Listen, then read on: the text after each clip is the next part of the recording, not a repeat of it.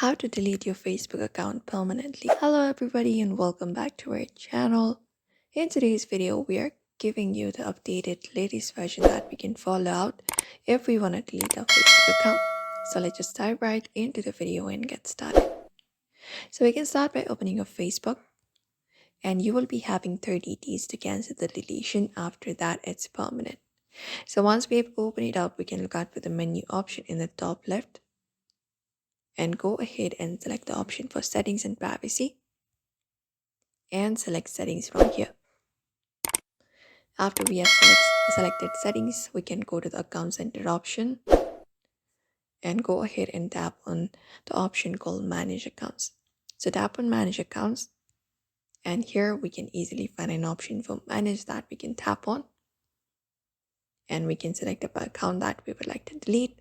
Tap on deactivation or deletion and go ahead and confirm it up. So select your Facebook account that you would like to delete. And once it is done, you can select the second option called delete account, which is permanent. After that is done, you can confirm it up by tapping on continue.